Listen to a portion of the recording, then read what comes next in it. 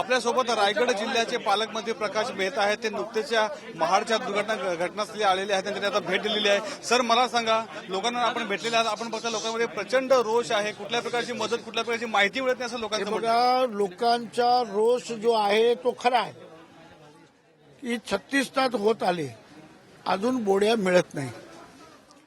36 तास नातेवाईक बिचारे इथे आलेले आहेत. त्यांची पहिली प्राथमिकता आहे की आमची बोडी आम्हाला मिळावी, जी अवस्था असेल ती मिळावी.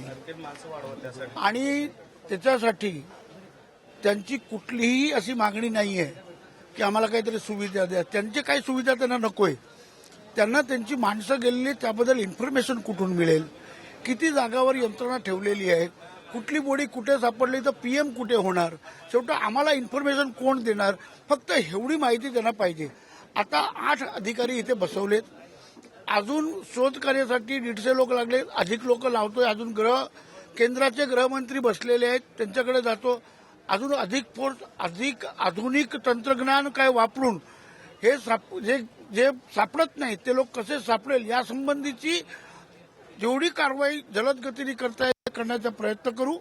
आणि नातेवाईकांना कुठल्याही प्रकारचा यासंबंधी समन्वय करण्यामध्ये कुठल्याही प्रकारची अडचण होणार नाही याची पूर्णपणाने काळजी घेणं हे शासनाची जबाबदारी आहे. सर, शोध कार्य सुरू आहे हे बरोबर आहे, मात्र जी लोक येतात, ज्यांची लोक बेपत्ता आहेत, त्यांची नातेवाईक इथं मोठ्या प्रमाणात येत आहे, त्यांच्या राहण्याची व्यवस्था असेल, त्यांना फोटोग्राफ द्यायचे असतात, त्यांना काहीतरी संभाषण करायचं असेल, त्याची व्यवस्था नाही, राहण्याची व्यवस्था नाही, जेवणा खाण्याची व्यवस्था नाही आहे. टीव्ही वाल्याचं म्हणणं असेल तर तुम्हाला काय चालवायचं ते चालवा.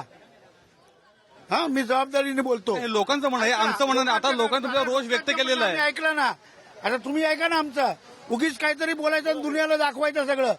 सगळी व्यवस्था शासनाची आहे. काल संध्याकाळपर्यंत जे 4-5 नातेवाईक आले होते ते इथे आहेत, त्यांना विचारा इंडिव्हिज्युअल काय व्यवस्था झाली की नाही झाली.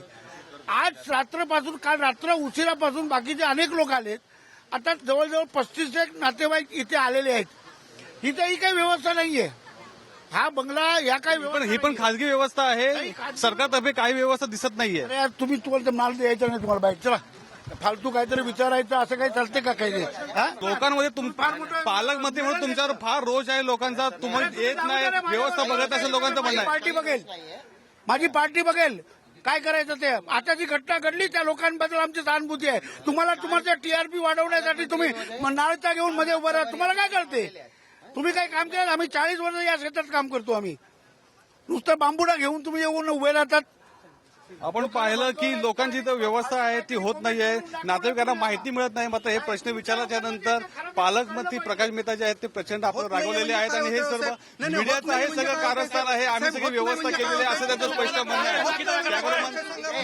मिलिंद तांबे, साम टीव्ही, महाड.